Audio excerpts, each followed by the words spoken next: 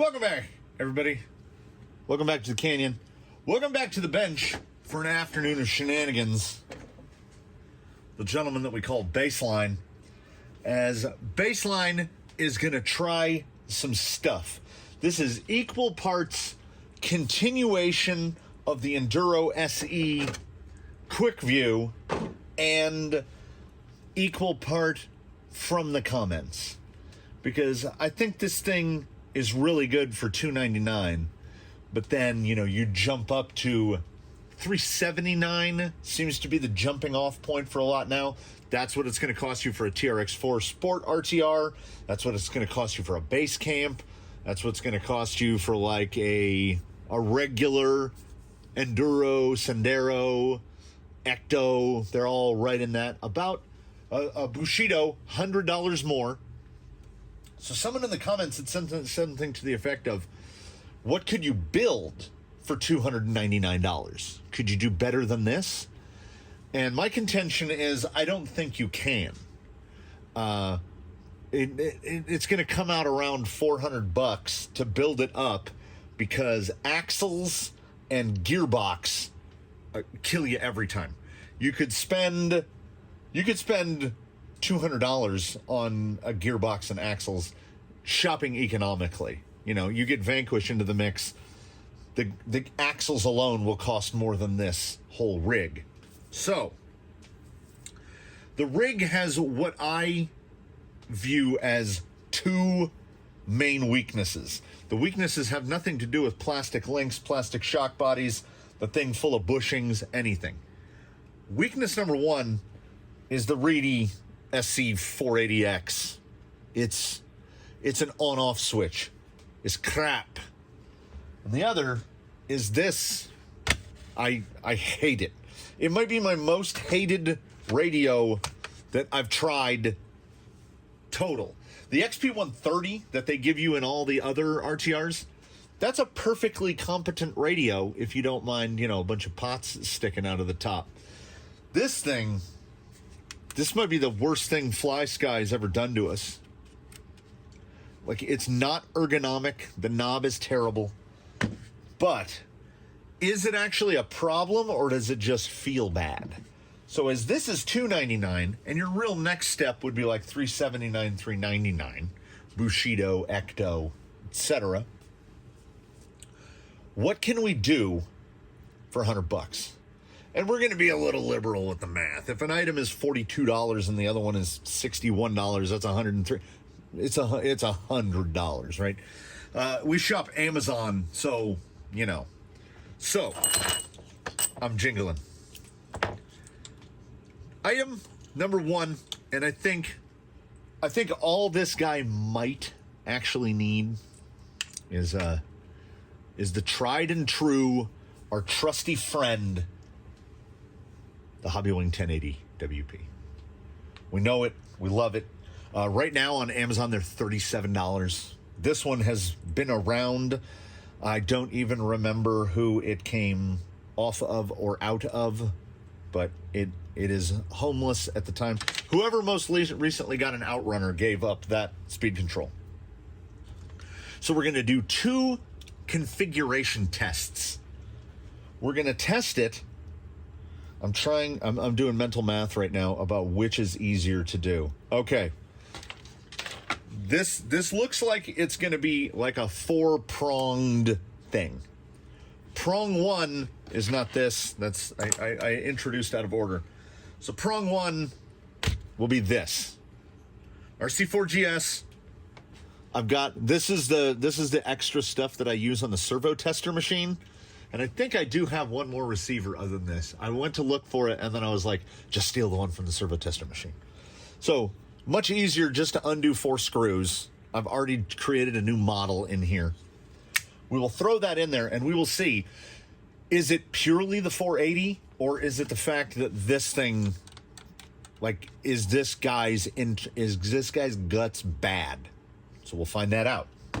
Then the other one will be, most likely, we will take this guy back out, put this uncomfortable thing back on, and then put the 1080 in.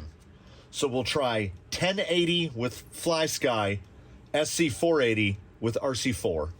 And then I don't think it's going to get, I don't think this is the winning combination. Could be. I don't think it will be. So then we'll put this receiver back in one more time, but this time running the 1080. There's going to be a lot of calibration going on today. Then, in other news, I think this servo works. It works just fine. It's perfectly competent, as servo on axle doesn't require a lot of sauce.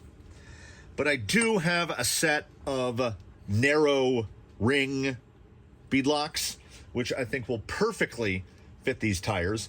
And I like the pin seekers, and I think they can genuinely benefit from having a little low weight thrown on there. So I'm going to put these on there.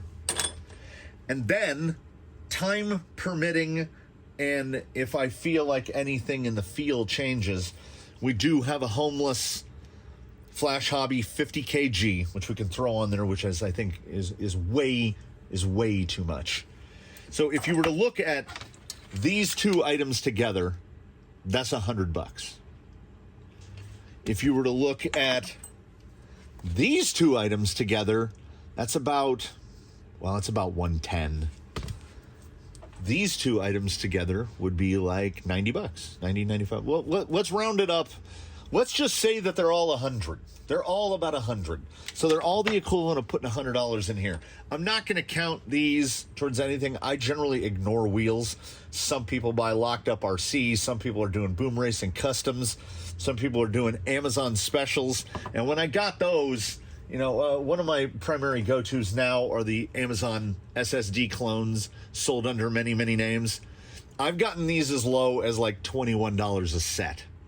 So $21, and I know there will be a performance increase, but these have a wider ring in them, and the pin seeker is very narrow. I'm pretty sure that the beadlock ring on those SSDs is wider than this tire, whereas these have the skinny beadlock rings, which make it virtually impossible to mount wide tires to, like the Pit Bulls, VXT2s. They don't like these narrow beadlock rings. So these wheels have kind of been homeless.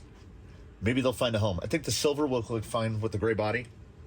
So what I will do, get this receiver box popped off, get the receiver plugged in,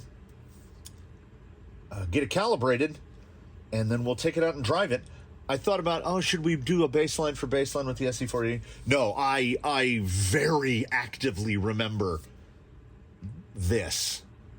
So this guy's got programmable curves and a much better, not just the trigger, the feel of the trigger, but also the pull of the trigger. Much better steering, everything.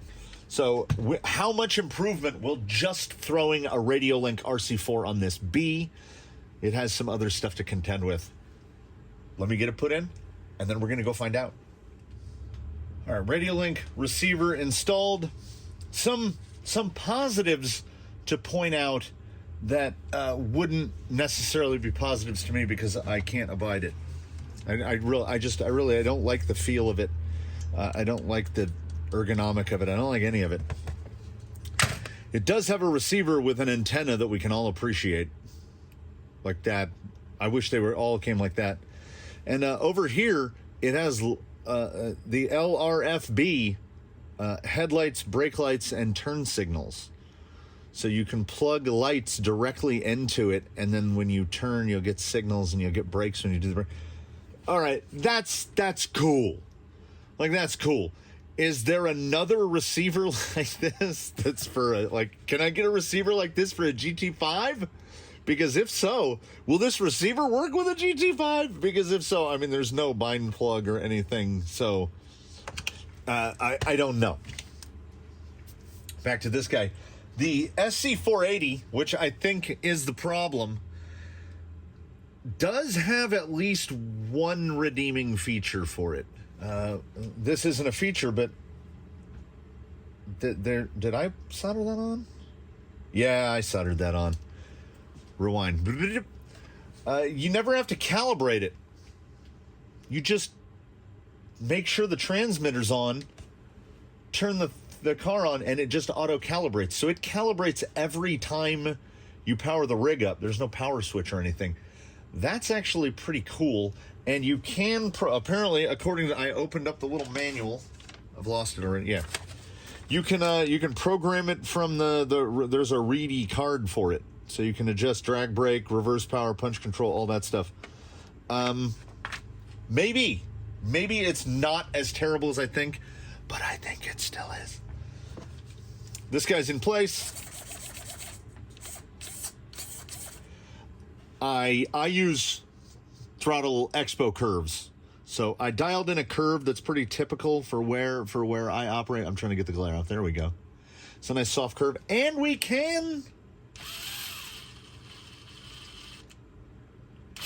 There's still a... Watch this deadband. I think that's all speed control. I can't remember what size these O-rings are, like what dot number they are. I will try to remember to look it up. And if I remember to look it up, I will put... I'm sure they're from McMaster, where you can get them in a quantity that will last your entire life. But they are soft red silicone. So effectively, everything attacks them.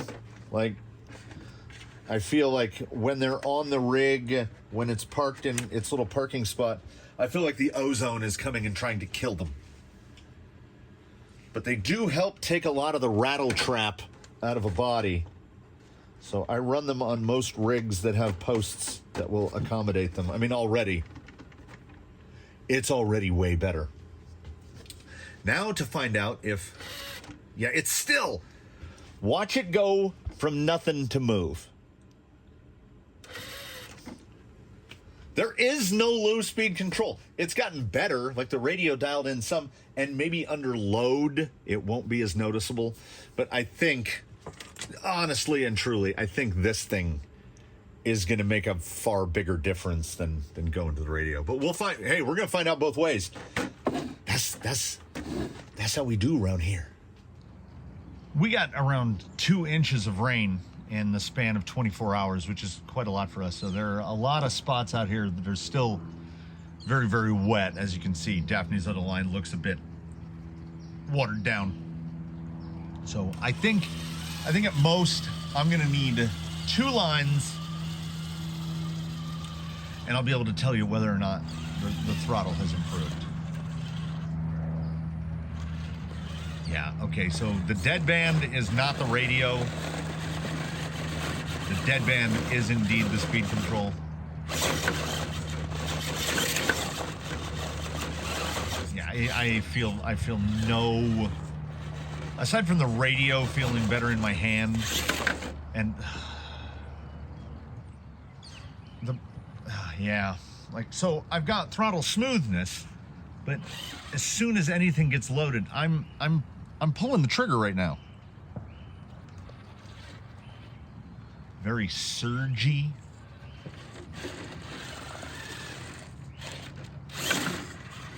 Now, this radio does have a level of adjustment sufficient to where you can attempt to dial a lot of it out.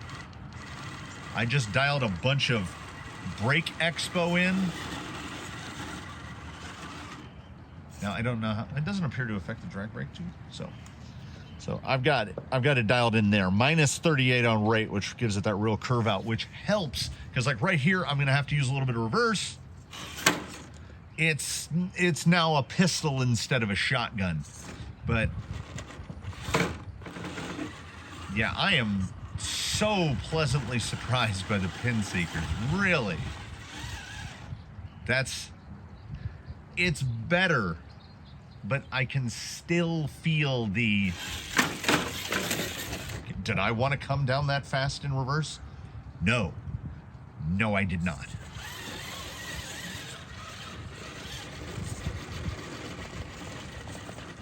Like right there, I would like to be able to go... Okay, let me get off the wheel here. Oh, it's going to settle a little bit. Here's the split frame. Ready? There's just nothing. You lose a quarter of your trigger throw. And losing a quarter of your trigger throw is not is not optimal.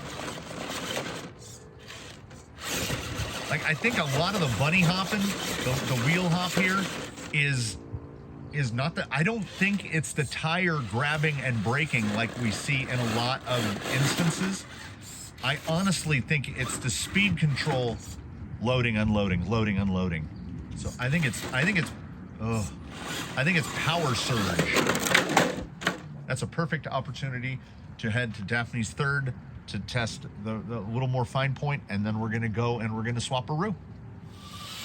I think the RTR gearing is at least a little bit trail oriented. I think you could go down a tooth or two on the pinion and probably be fine. Yeah, I'm at... Oh, hold on. Hold on.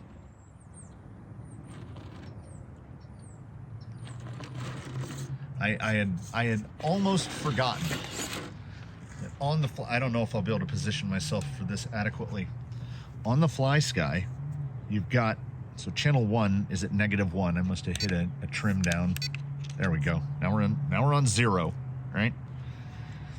You can go to...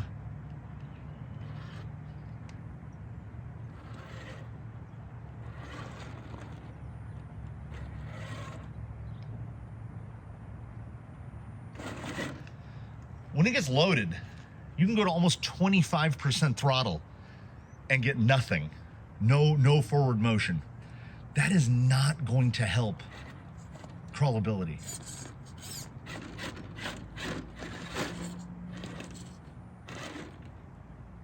Look at, come on.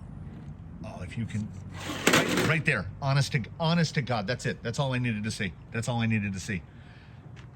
The pin seekers were holding, the geometry was keeping the front end.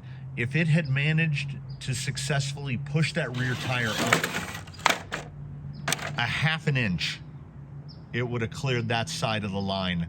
But there was nothing. There was absolutely nothing. And by the time the speed control caught up and put some throttle into it, I'd fallen out. So now, sadly, I have to undo this radio, put the other one in, and we will put the 1080 in. So now it's 1080 plus Fly Sky BS, and let's see how that feels.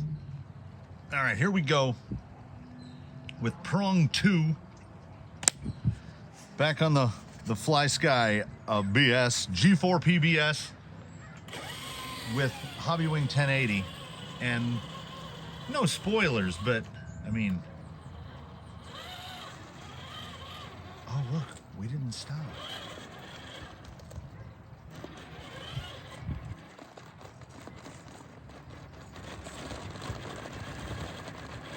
It's the worst approach angle for that I can think of.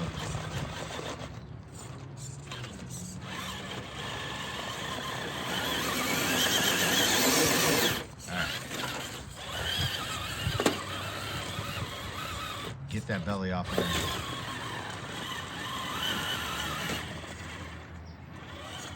Oh, I know it's like I'm harping on it, but the feel, the wheel, the trigger feel, the trigger is like slushy.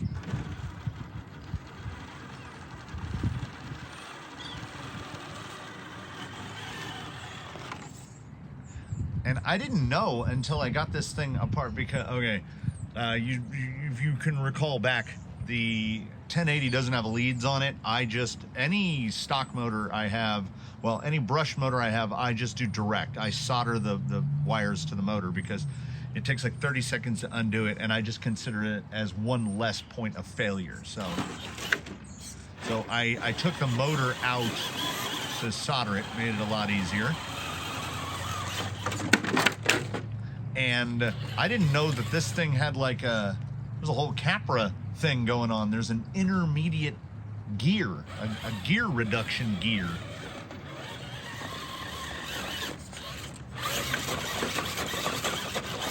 Yeah, now I just seem clueless. I didn't make any change that would that should affect handling at all. It should just affect throttle response. Oh, but I was on that. So again, Did the radio link make a bigger difference than the 1080? Well, no. I mean, that reverse should have rocketed me off the side of the mountain onto the ground on the 480. Look, I can back up. I think I had.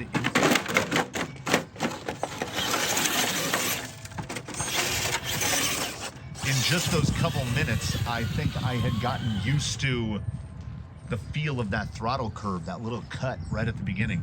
And now I'm back to the 1080, God love it, is trying. But like, and once again, the play in the spring.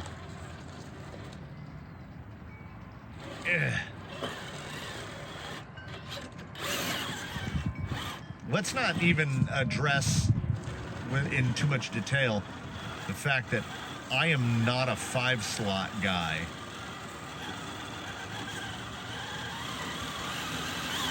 I want more, like everybody, fans of the 5-slot are like, oh, they're so smooth. Smoothness comes from here, so long as the equipment can keep up. And this 16-turn 5-slot, I've never been a big fan of this motor.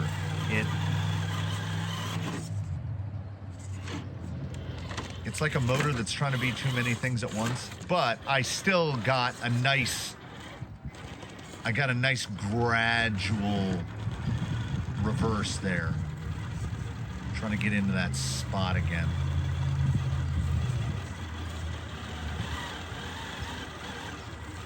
The steering wheel feels so bad. Low speed is certainly, I mean, much better.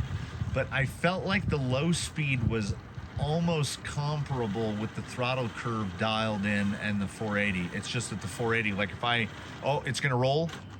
See, I just hit reverse and I didn't. Oh yeah, I'm hung up. I'm well and truly hung up.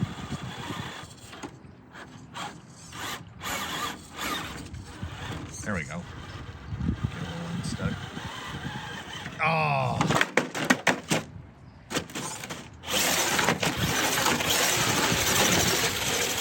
I was gonna say he writes himself pretty well, but I just did a little dance there. This is I feel like, oh, I want to see drag brake. So bumpability is better, reverse is much better, low speed control is better. But I think, I believe they're both spec'd around the same. I don't feel more forward drive.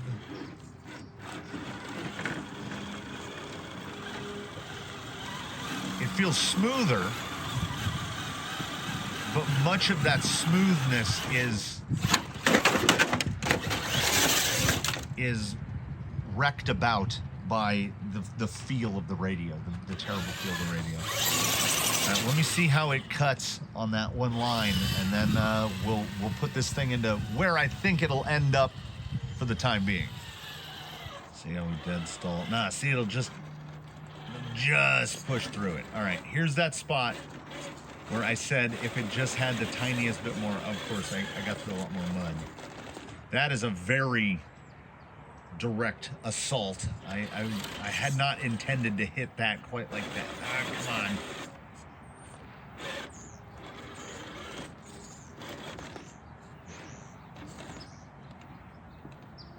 Come on. Oh no. Can you see it? Can you see it through the window? We know what blinking red means, don't we? Dang it. All right. I will try to disturb it as little as possible while I swap batteries. Zoom back out of this and see what we got. Of course, I charged a pack and didn't put it in.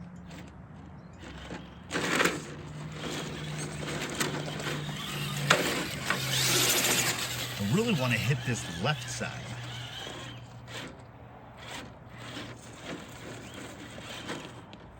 Still, punchy.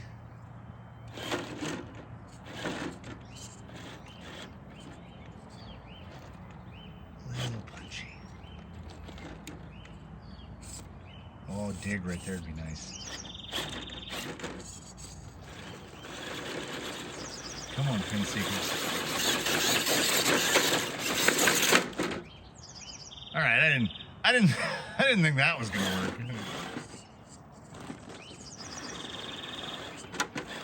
Get that belly over. Get that belly over. Don't you fall back in.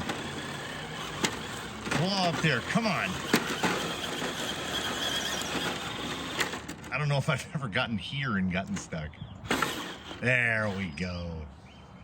Yeah, it's better, right? It's better. But I think with an RC4 and the 1080, I think it can be better.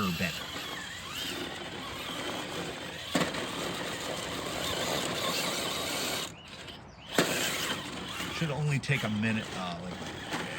Oh, there's that spot. You see it just shuttle in. I think that might be a little bit of the tire narrowness.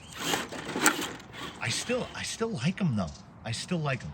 So let's swap to the other radio, because that's what, phase 3? Yeah. And see how she looks. It is really acting like it's gonna rain on me. I gotta try to get this swapped and get back out here before it gets, wet. Yeah, the RTR gearing on this motor is something of, it's about a brisk jog, say between 5 and 6 miles an hour.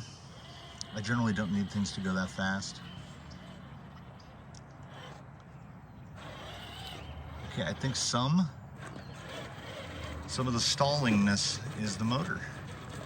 Oh, it's already better. It's already better. Without having done anything else, and as I've said, I think that 1523 servo is perfectly fine in the servo and axle configuration. I would say if you're gonna buy an SE and put $100 in it, get a 1080 and an RC4.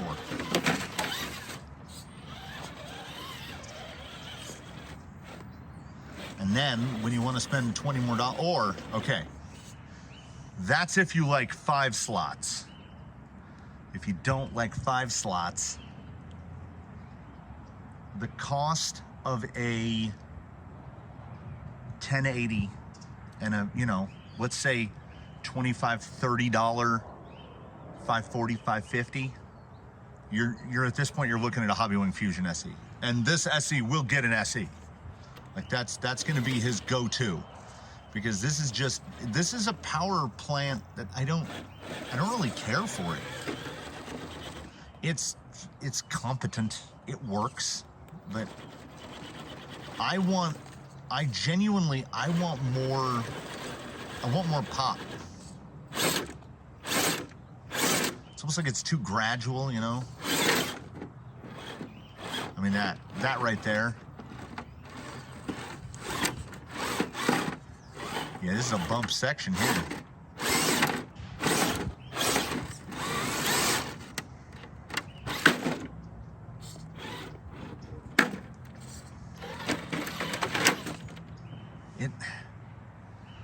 Yeah. I mean, I think I'm willing to mostly commit. The SE with a reasonable radio and everybody's favorite economical speed control. It's just better. The only thing I don't like now is the power profile of the Reedy. I can never remember what they call it. It's the 16 turn 5 slot.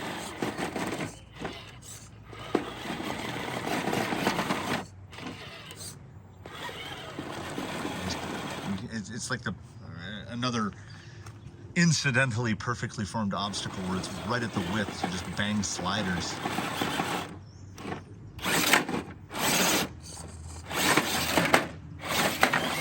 That body's still pretty bangy. I think it's the sliders. We're getting there. We're getting there. Oh, yeah. Oh, yeah. Come on. Come on with me. That was... See? That was definitely one of those moments of promise. Now, before the sky is crying, let me see how quick I can dump those Amazon alloy beadlocks on here. And is that phase 4? Yeah, because this is phase 3. Phase 3 is the $100. Will we get to the servo? We might get to that. I could put the servo in at the same time. I'm gonna do the beadlocks, and we're gonna come out and we're gonna hit a different line, and change up the eye line. Give us something different to look at. As I'm sure you can tell, we're back indoors. Winter decided to intervene. You can hear the rain on the roof. I had just put the camera and everything under the concrete plant umbrella, put all my stuff in there. I was like, I'm gonna run in, I'm gonna change out the wheels. Here's the plastic, guys. I'm gonna change the wheels out. I'm gonna get back out here, and as I'm in here, wrenching the rain starts hitting on the roof, and I'm like, and then it picks up, and it picks up, and it picks up, and it just kept raining. So at a certain point, I was like, I gotta top out. So we're gonna call it a wrap.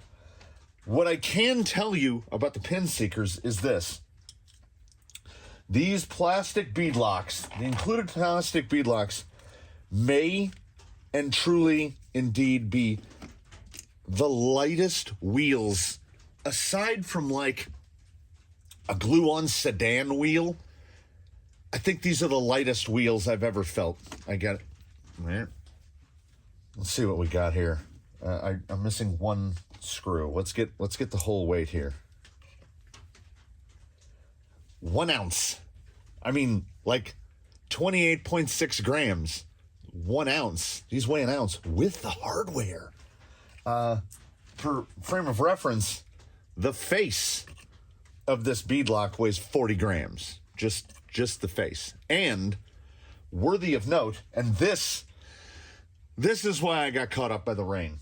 These old to me, the Benedict Harrys, which I had chosen early on because you notice they only have a small number of screws in the face. They don't have the full 24. These guys, not only do they fit together really tight, but when you get the halves put together, this is not a good one for exhibition. Some of them fit too tight in their little bead. There we go. All right, follow along. Now this one is too tight. I went through a struggle. I'm rushing, trying to beat the rain. So there's the amount of gap, which is pretty typical. I've never had a problem mounting any tire to any beadlock before. Grab these guys, put a pin seeker on it, tightened all the bolts down. I could hold the rim and just turn the tire, just spin it. Like, there's too much, so the faces are touching. That gap divided by 2, half on each side, is too big. So the bead surface on the pin seeker must be so thin that it wouldn't mount. So do be aware, with the pin seeker, there is that risk that it might not work with every beadlock. Because as I look at these, the total gap between the faces is like 2 millimeters per side. So they must just have a thin bead. I did grab another old set out of a bag and mounted these up. I think those look pretty good. And I'm still kind of impressed by the performance of them, particularly from a tire that's so narrow, so skinny. So now we sit at a point where the only thing I really don't like is that 5 slot. It doesn't have enough drag brake. The power delivery profile feels weird. But as you can hear, The rain is still hitting the roof. So this guy's still dirty from rain moistened ground from that round of testing. So what we're going to do is this installment of put $100 on your Enduro SE. I contend Radiolink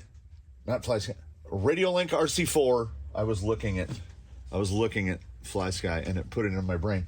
I don't want to look at that anymore. I'm going to give that radio away. Here's a little closer for you. The Field of Dreams idea, it worked. The build it and they will come. I helped incept the idea into my neighbor that rock crawlers are super cool, and he got one, and he's got a bunch of buddies now that all have them, and people come over and they drive rock crawlers in my yard, and it's the realization of a nerdy dream. It really is. So what I'm going to do with this is this will be installment 2 of the $100 in, and as it sits right there, I could leave it. I could leave it as is and just be like, this thing's good. But I do want to do some setup mess about. Like I do the thing where you flip the behind the axle steering to the top of the guy and then dial in more caster. Yeah, I can do that. Because I like more caster in the front end. This thing does not have a lot. I also noticed while looking at it, that rear shock, you ever seen a shock that leans backwards? It's really weird. I think if it's just moved one hole forward, it'll stand straight up. But I was still in the mode of let's leave it in fully stock format. So any changes I make will be changes that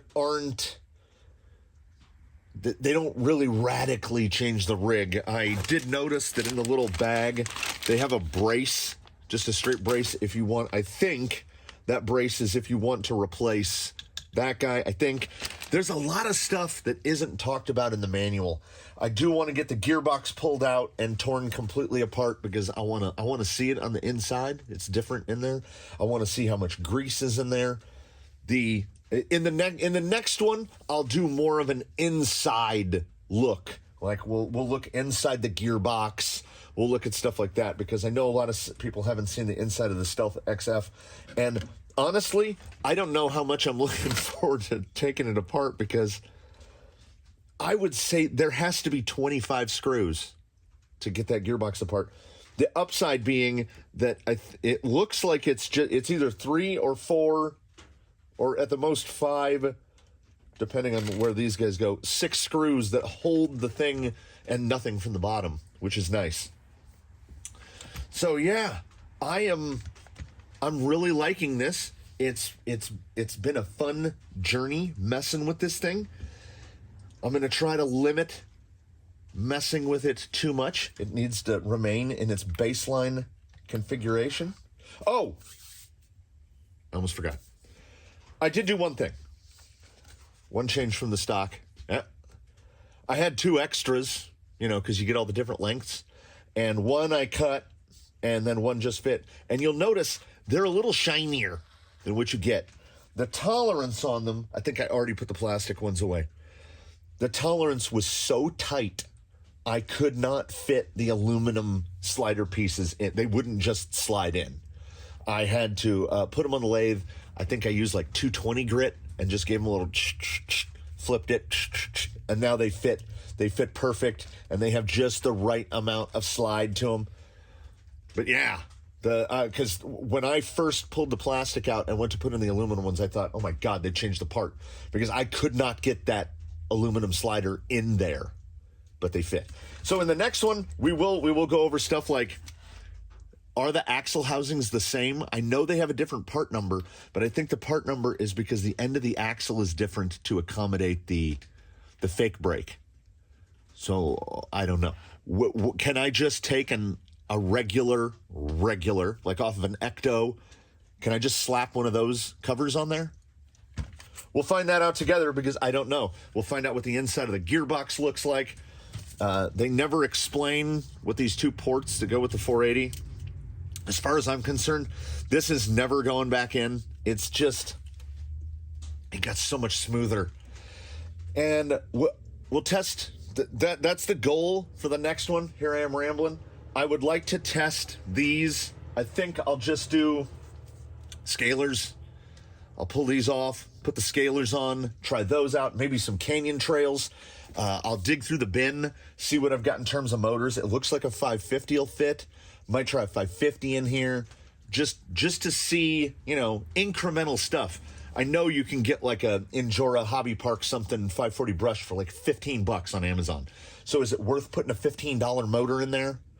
Should you just put an SE in there? We'll find that out in it's probably going to be about 2 weeks due to Hobby Wing back orders.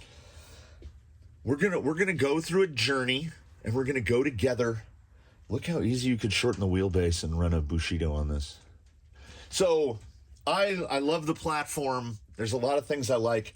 I've removed almost everything that I don't like. The only thing left that I don't like is this. I'm still pleasantly surprised by the tires. I wish I could get some testing in on this, but the drips are slowing down a little, but it's supposed to rain for the first few more hours here, and I don't have the time. So we'll save that for number 3. And in the meantime, if you have any suggestions of what do you need me to test, or if you have any particular, like, oh, can you look at this in the next one, do comment those below. While you're commenting below, please do consider subscribing. Or if you're feeling extra spicy, you could join the channel, become a supporting member, and then more stuff like this happens.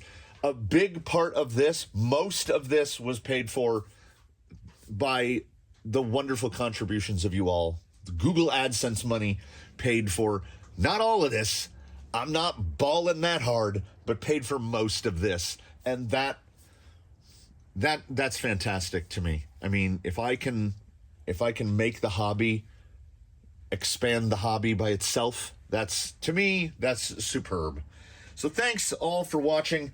I have more cleanup to do. Got to clean this back up. I got the garage to work on. That's what I'm going to do in the rain right now. I'm going to get the bays finished so I can park all the rigs. I'm going to try to get this place cleaned up and presentable. And then we'll get back to this as soon as the weather allows. So in the meantime, have a good one, everybody. Oh, I got a bunch of soldering to do. I got these. Rainy days are perfect days for soldering. So I'm going to do that. I'm going to put this away. I'm going to get it cleaned up. I'm going to wish you all the very best and sincerely hope that you all tune in to see whatever comes next.